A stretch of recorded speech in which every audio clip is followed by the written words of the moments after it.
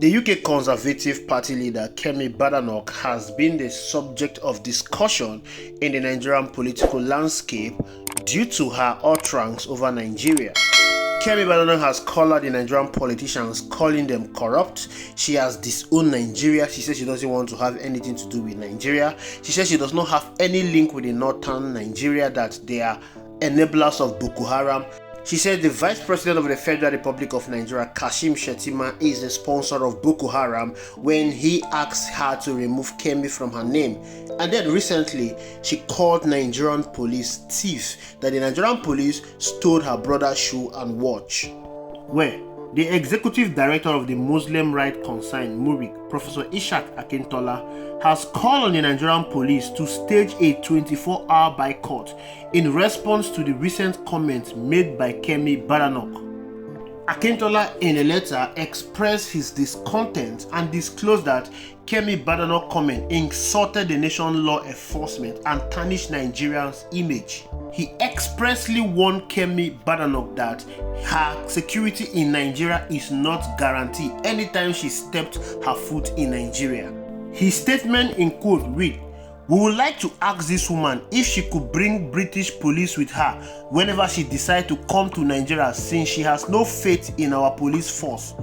At the same time, we would like to ask the Nigerian police to withdraw their service for 24 hours only the day Kemi Badenoch enters Nigeria in order to teach her a lesson. At least, that will enable her to know what it looks like to have no police in town." Kemi Badenoch has been myopic and parochial in her assessment of our policemen in particular and the country in general. How can she judge thousands of policemen by the behavior of only one of them? It is sheer stereotyping. Unfortunately for her, she has failed to see beyond her nose, as the Nigerian policemen are known to have performed heroic deeds, while her own British police are known to have soiled their reputation with shocking criminal behavior. It is because of the political rascality we have in this country, the anyhowness we are experiencing in this country. That is how you are having an organization like Muric coming out to slam a British Conservative Party because she made her opinion known to Nigeria. First of all, Kemi Badenoch is a Nigerian and she has every right to give her opinion regarding the happening in Nigeria. Muric is a religious body. Their attention should be focused on religious activities. They have no business in meddling into politics. Like I said, because of the anyhowness in this country, anybody can come up and make statement. Imagine Muric coming up to threaten a British Conservative Party leader. What Muric is simply telling Kemi Badenoch is that whenever you come to Nigeria, your safety is not guaranteed. Muric is threatening a Nigerian and a British citizen. First of all, everything that Kemi Badenoch has said about Nigeria is the truth. There is no need of sugarcoating it. There's no need of mincing words. We love hypocrisy in this country a lot, suffering and smiling. Rather than giving opinion regarding Kemi Badenoch's comment on the Nigerian police, Muric should hold the government accountable to provide security for the people in Nigeria. Nigerians are experiencing high level of insecurity. Is this level of insecurity we are experiencing in this country? That is the reason why he's talking about providing security for Kemi Badenoch whenever he comes to Nigeria. How many security details do you see around Kemi Badenoch when he's moving around in the UK? How many security details do you even see around the Prime Minister of UK whenever he's going around? Little or no security details around them. But when Kemi Badenoch stepped her foot in Nigeria, she's expected to go around with heavily armed policemen for her safety. This is because we have insecurity in Nigeria. But Muric is not concerned about the insecurity in Nigeria. Muric is more concerned about the truth that Kemi Badenoch said about the Nigerian police force. That is a suffering and smiling we are talking about. The Nigerian police force is short of anything professionalism. The Nigerian police force is short of anything competent. The police was created to be closer to the people. The police was created to provide security to the people. Police was created to be very friendly to the people. But here in Nigeria, the reverse is the case. Police are not friendly to the citizens. Police are no longer protecting the citizens. Weapons given to them to protect and guide the citizens are being used to attack and rob the citizens.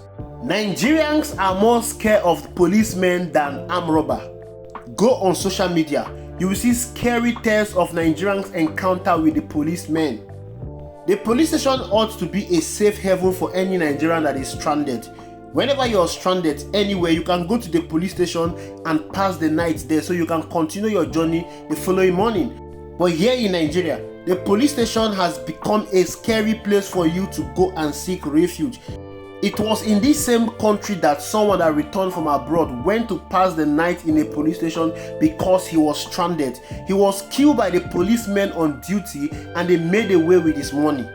In this same country, policemen will create roadblock in front of their station and be extorting drivers.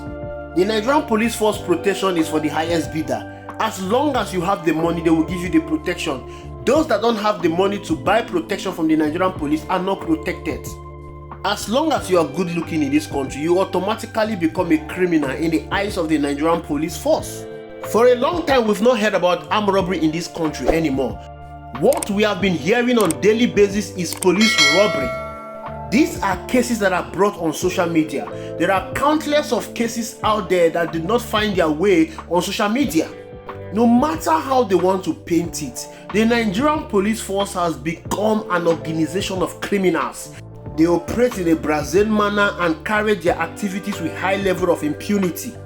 They will openly tell you that nothing will be done to them because they have backings from the ogas at the top.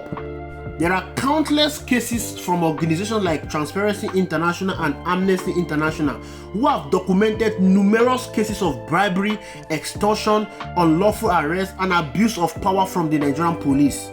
In 2019, Kolade Johnson, a young Nigerian, was shot and killed by a police officer from the Special Anti-Cultism Squad in Lagos while watching a football match. Kolade Johnson killing highlighted the indiscriminate use of force and lack of professionalism among the Nigerian police officers. In 2020, Ifeoma Abugu, a 20-year-old graduate, was arrested by SARS officers in place of her fiancé. She was later found dead in police custody with evidence suggesting she was sexually assaulted and brutalized. In 2018, a police investigation into the Offa robbery in Kwara State revealed links between some police officers and criminal gangs. This particular robbery claimed over 30 innocent lives. In 2018, Anita Akapsin, a Nigerian woman, was shot dead by a police officer in Abuja under controversial circumstances. The officer claimed it was an accident, but investigation revealed negligence and misuse of firearms. There are countless of incidents where the Nigerian police have killed innocent Nigerians because of the misuse of their firearms. If they are not killing and robbing innocent Nigerians, they are extorting them at their various checkpoints. The checkpoints across Nigeria have become synonymous with extortion. Commuters, traders and drivers routinely face harassment and are often forced to pay bribes to pass freely. For several years, Nigerians have called and asked that the police should be overhauled. 2020 is known as the EndSARS year. That was the year Nigerians took to the streets to protest against police criminality and brutality. Despite all of this, the Nigerian police force is getting worse on a daily basis. One of the key factors perpetuating criminality within the Nigerian police force is the culture of impunity.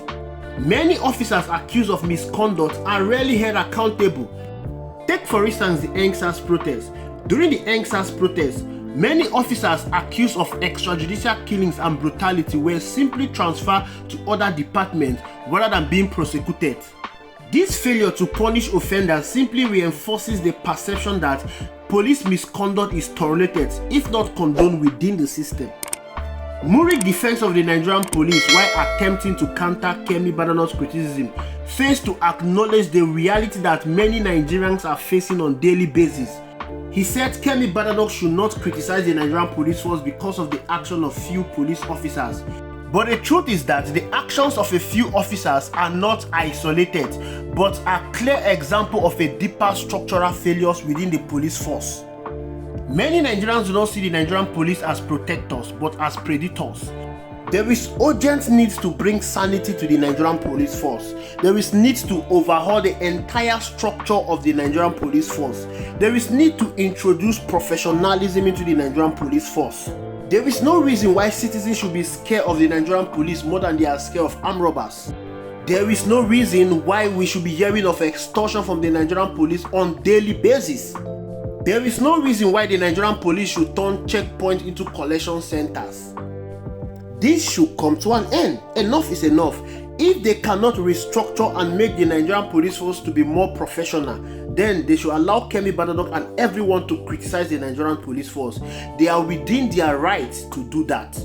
As for Muric, Kemi Badenoch does not need to write to the Nigerian police force to provide security for her whenever she is in the country.